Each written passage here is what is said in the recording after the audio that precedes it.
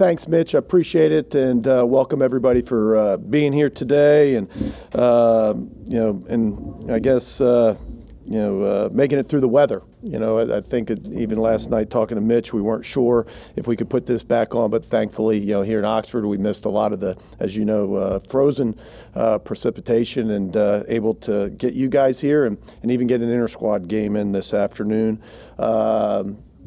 Excited to have Mitch here, new I keep saying sports information director. I apologize. I think the correct term now is communications director. But we welcome him here, and excited that he's part of the program, with us. Start off by saying that super excited to announce, once again, we broke another season ticket record. So kudos to the marketing team here, the communications team, and of course our ticket office. Over 8,000 season tickets.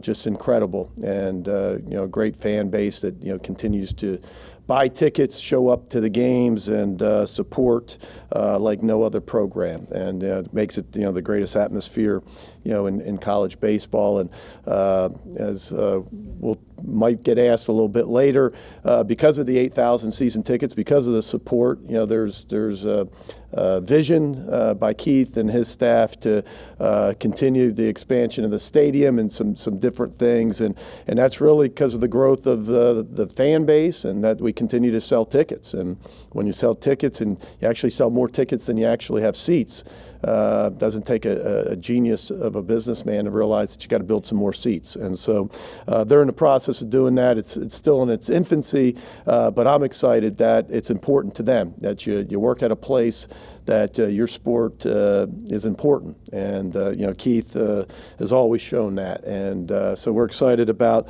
the future of our facility. With that, talking about the team,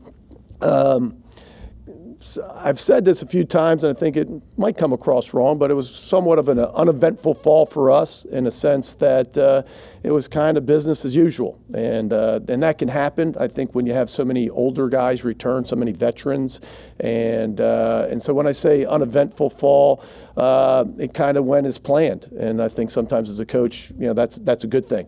That there wasn't many issues.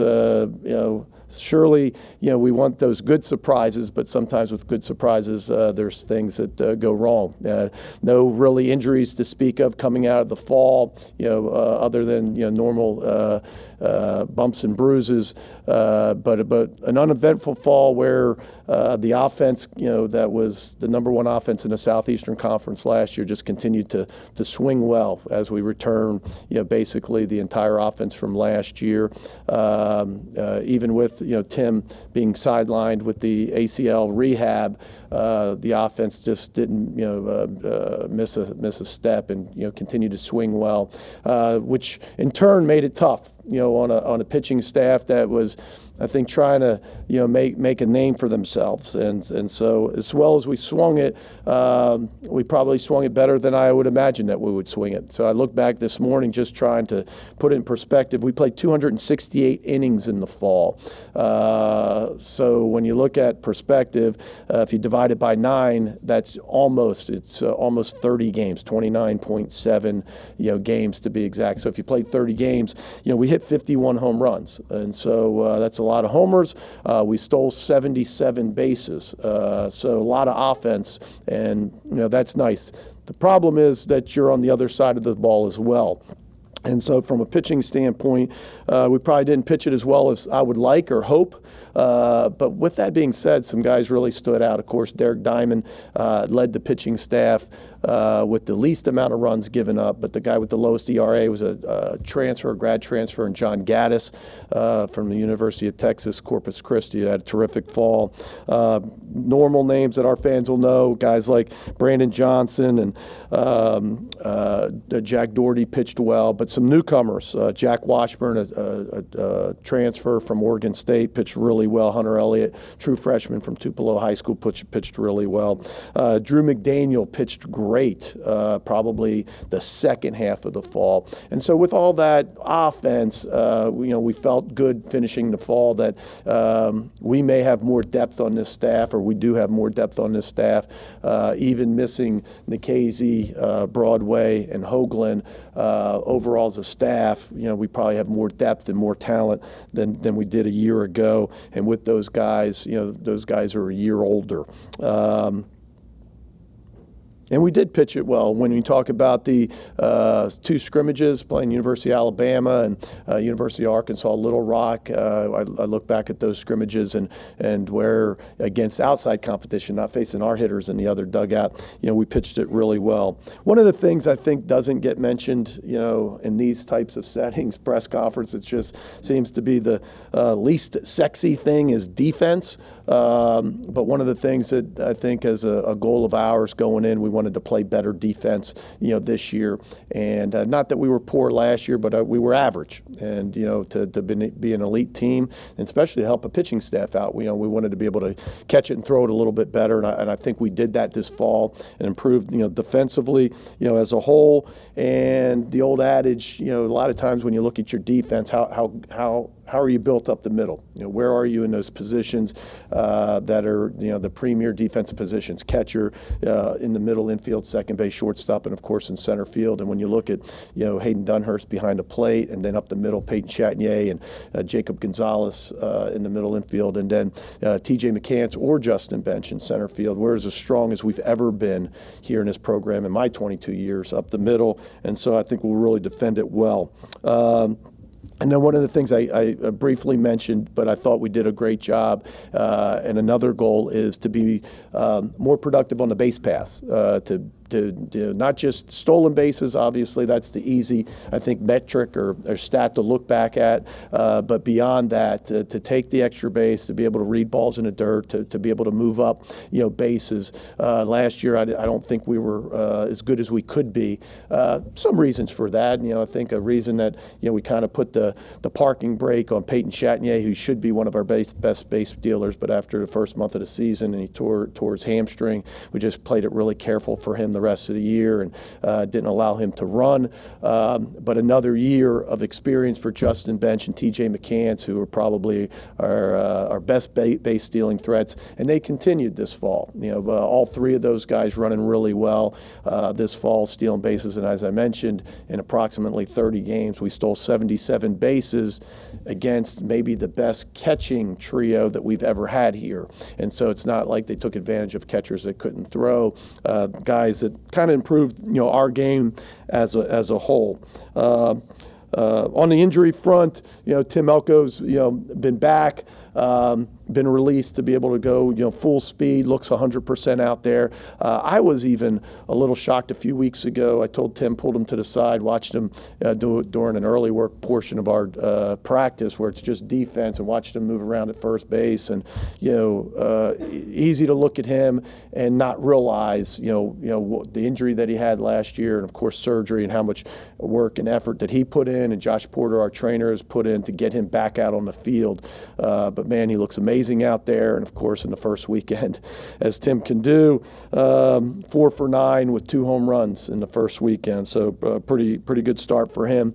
And of course, Max Chofie is still, on a rehab front, and should be, able to pitch this year. Likely not until mid to late March. I don't know it off the top of my head. I've meant to bring it in here, the actual date, but of course the last month of rehab is critical to his bullpens and see where he is. But certainly he's hit all his marks, through the throwing protocol, and is ready to pitch, this year. I'll go around the diamond. Just to give you, the names, it's probably the easy part is to start with the position players. And I don't know a year when I've gotten ready for the press conference and tried to write down names. There's always, some question marks. This year, not as many question marks. Some guys have played really well, and the guys that we'll assume will start on February 18th are Kevin Graham in left field. TJ McCants or Justin Bench in center field. In right field is one of those kind of by committee or open up very open at this point. And Hayden Leatherwood and Kemp Alderman. Kemp had a tremendous fall. Really proud of him.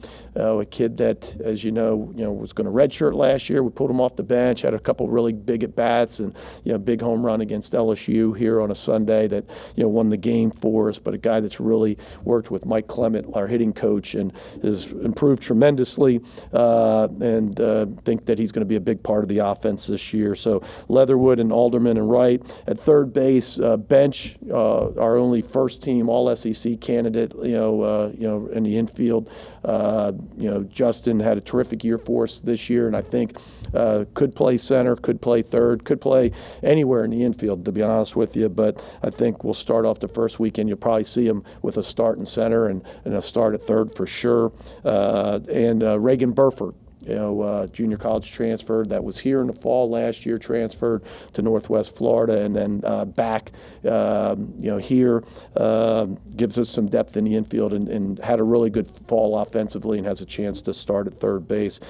Shortstop, National Freshman of the Year, Jacob Gonzalez returns, and excited to watch him just continue to get better every single day. And Peyton Chatinier at second base, as I mentioned, also. And then Tim Elko at first base. Behind the plate, Hayden Dunhurst.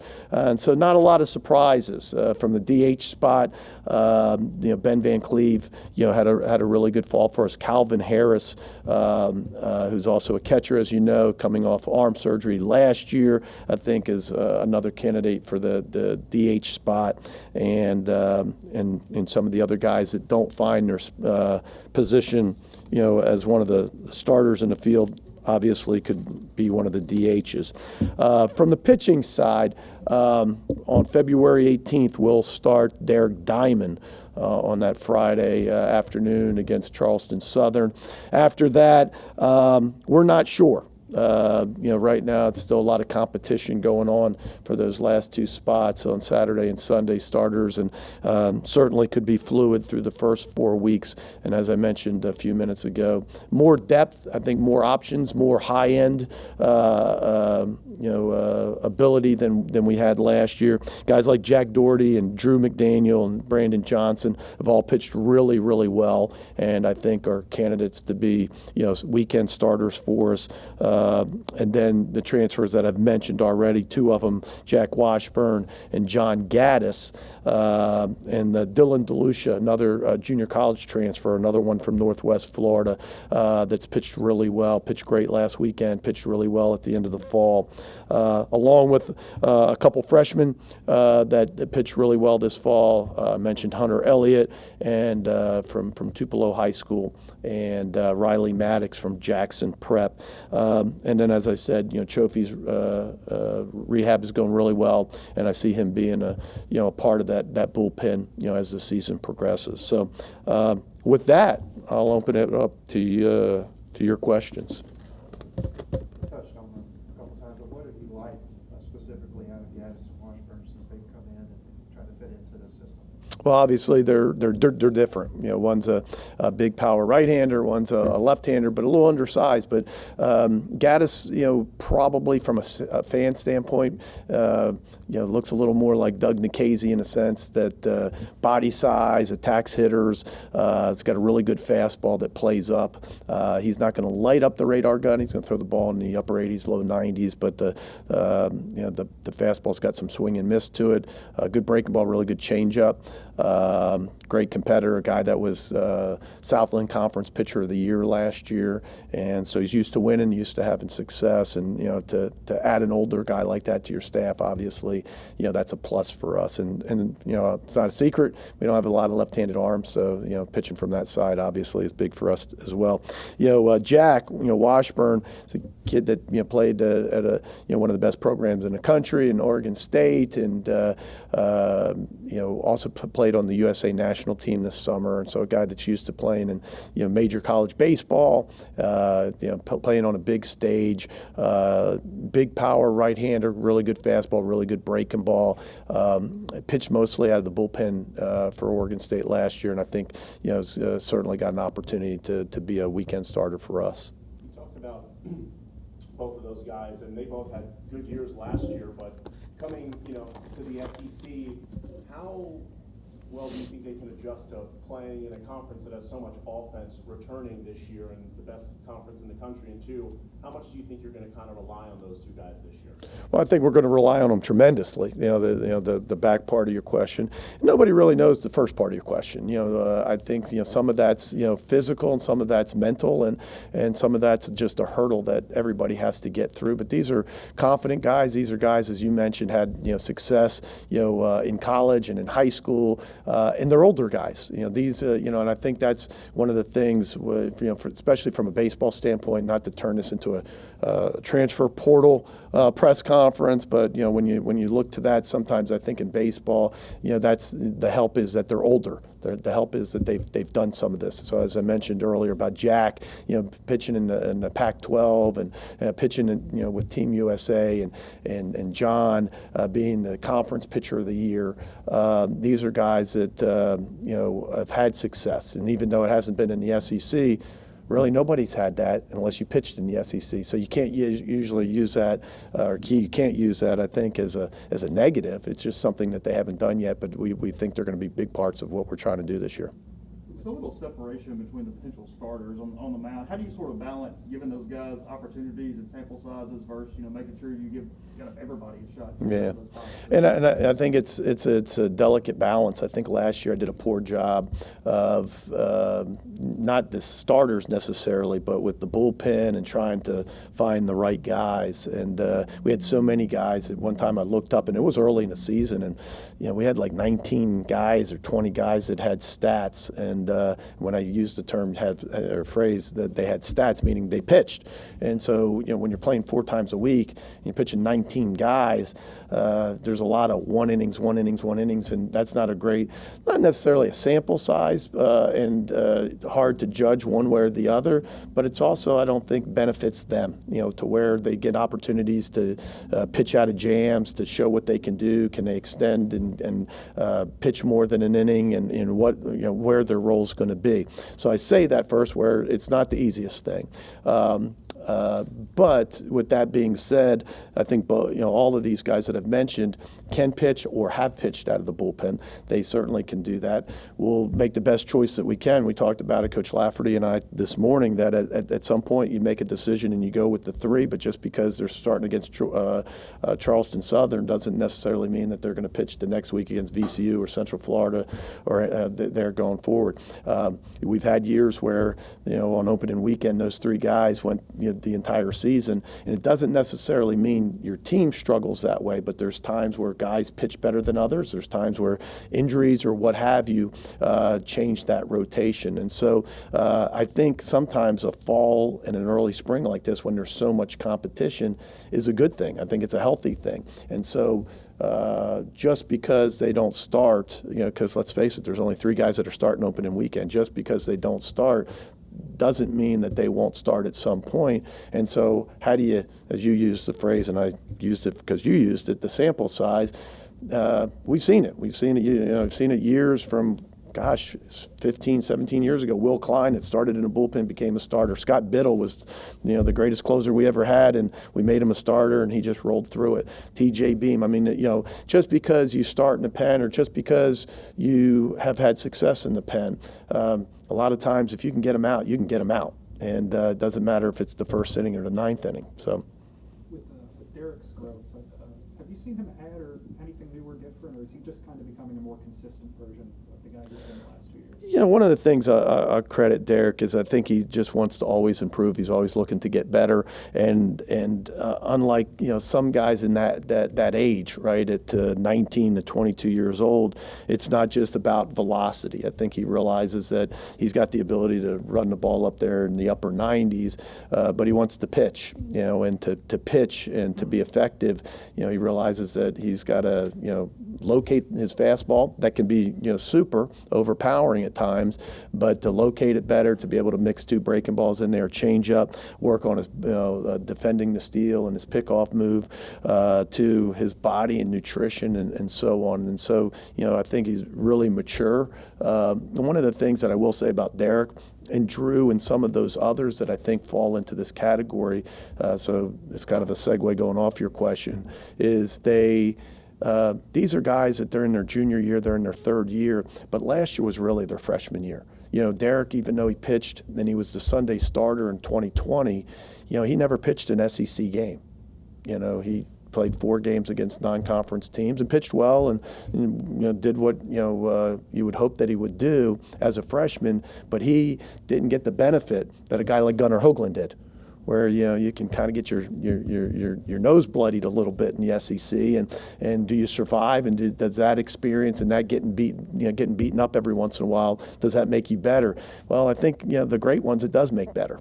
Some guys aren't strong enough to get through that, and so when you look at Derek, when you look at Drew, some of, I think, their positives are awesome from last year, but some of the things that they struggled with or games that they had difficulty with, that's to happen. There's not many freshmen that run out there, and even though they were considered sophomores, there's not too many guys that run out there the first time. We realized that. We had a ladies forum here last week, and one of the group was an older group. It's Tim Elko, but it was with Chatinier and a handful of guys that they're household names. They've been in the program. This is the 3rd year, and they asked them what was their favorite venue, to go to in the SEC.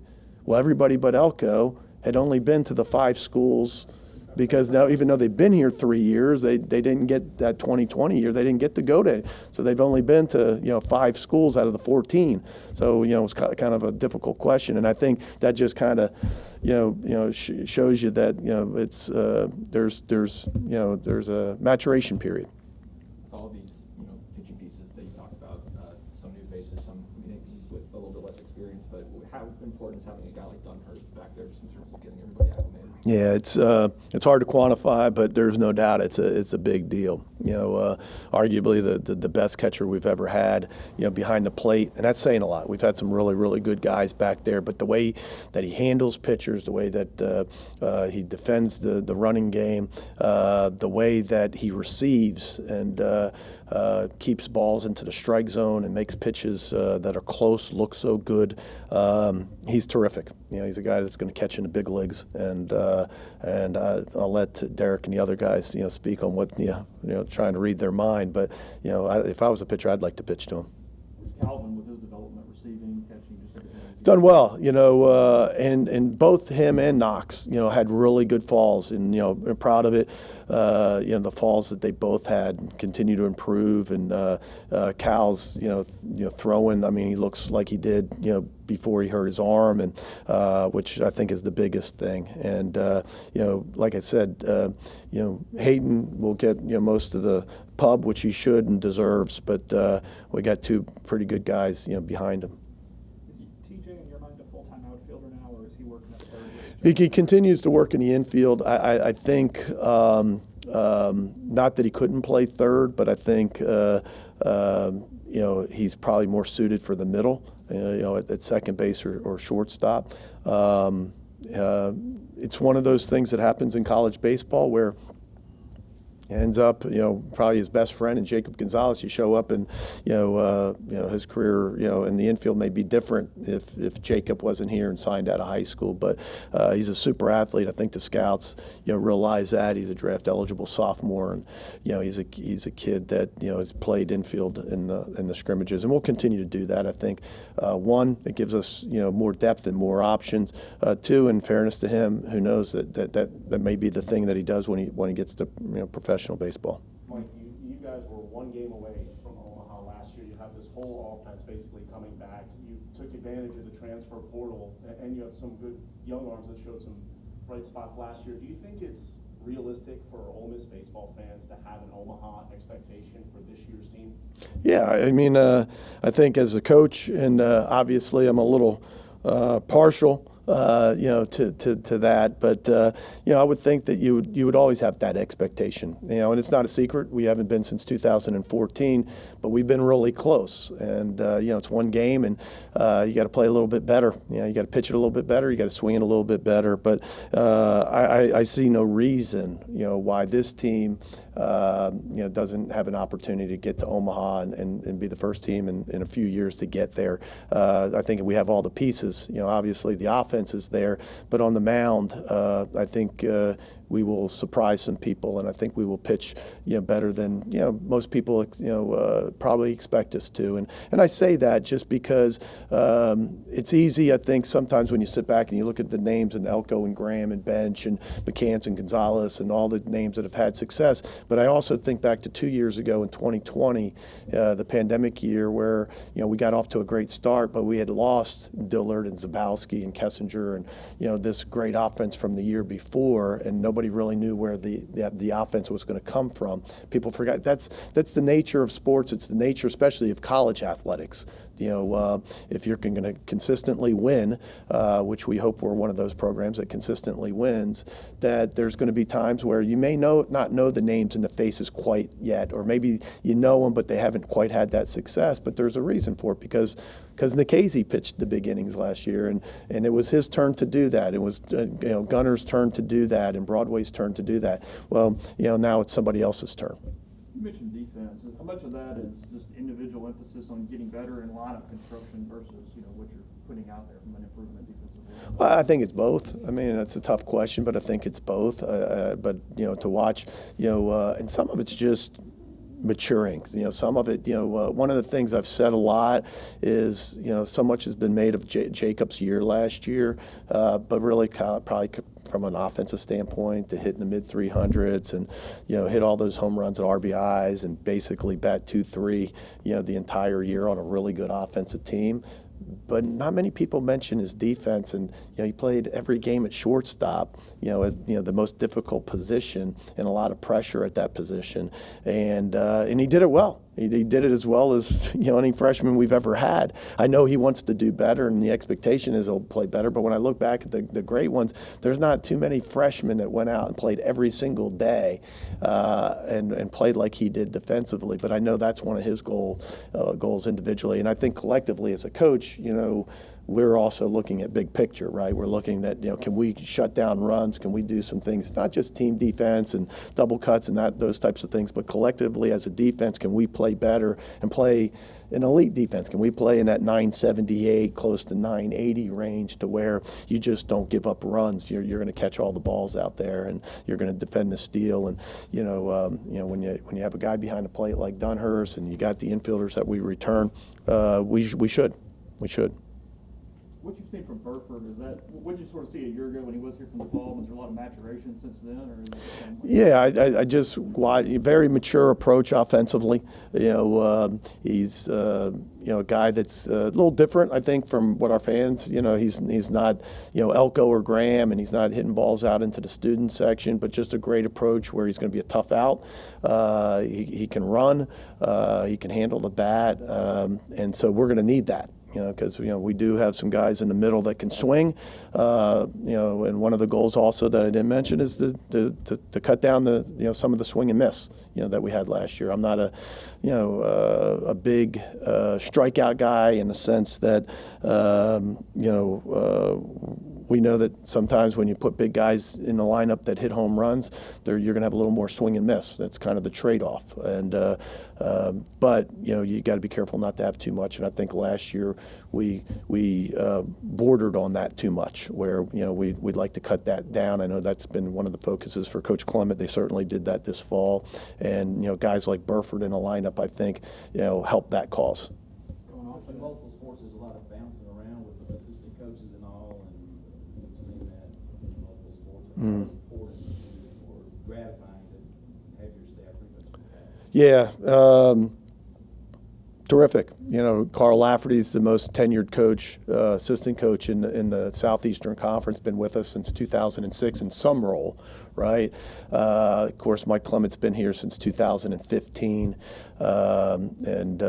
Yeah, when you talk about the two main guys, not to mention Chris Cleary's been here for a handful of years, and the operations guys.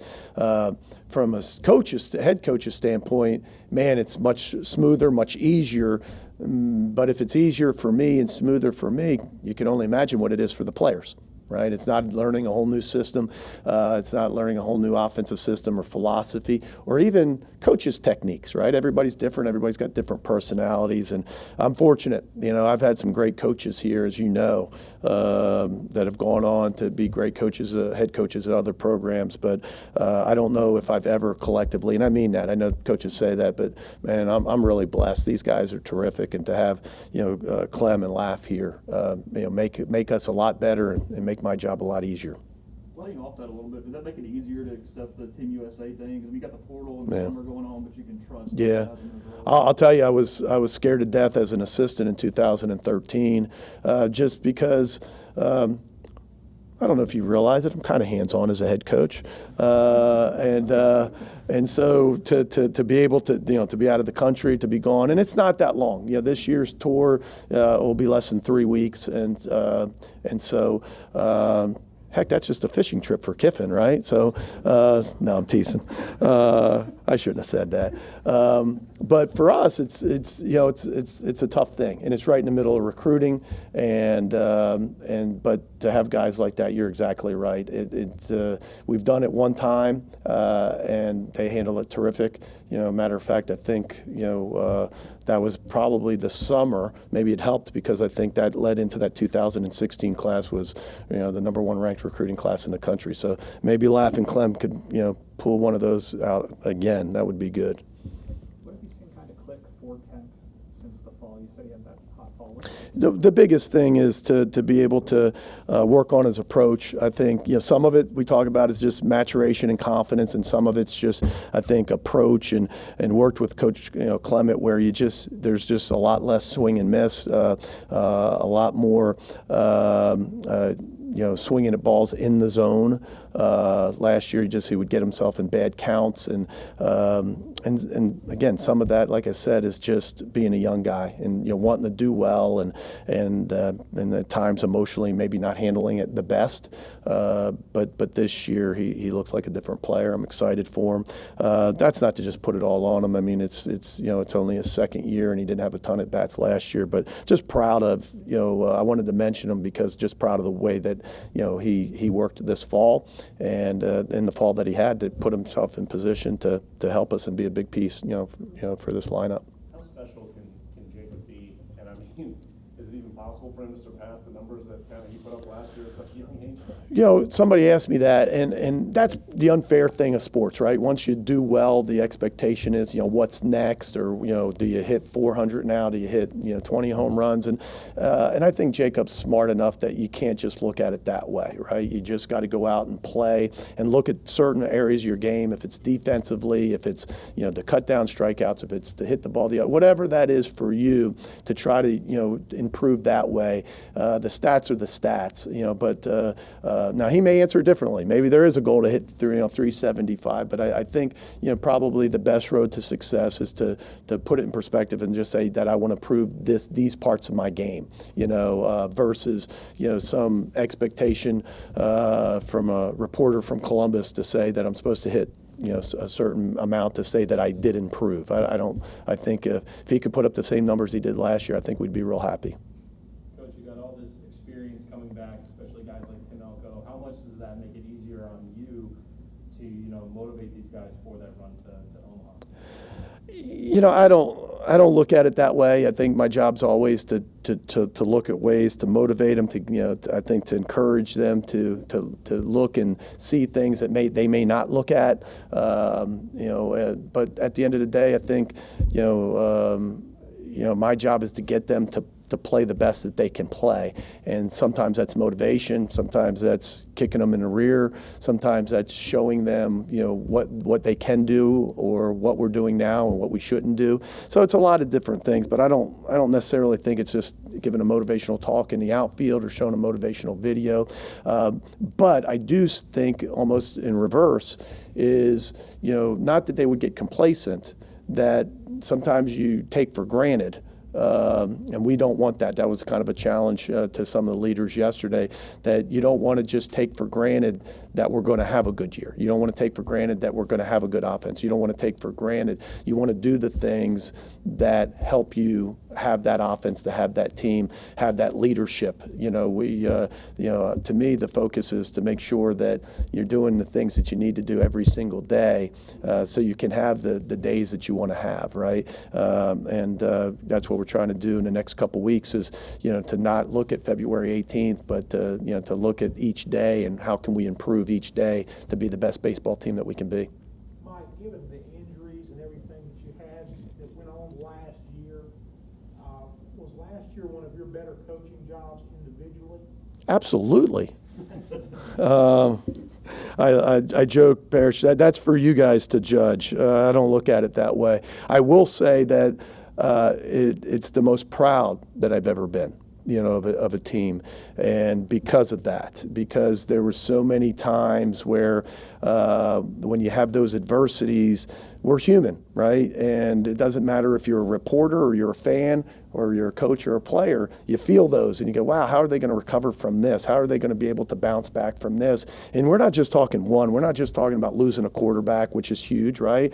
That's like losing your Friday night starter, but you're talking about losing your best hitter, for a month and not sure if he's ever coming back. And, the first month we lose our second baseman and our closer, and Max Chofie. And it just seemed we lost Doug, people forgot, we lost Doug Nikhazy for 2 weeks, to start conference play. It just seemed, like every 3 or 4 weeks, we got kicked in the gut.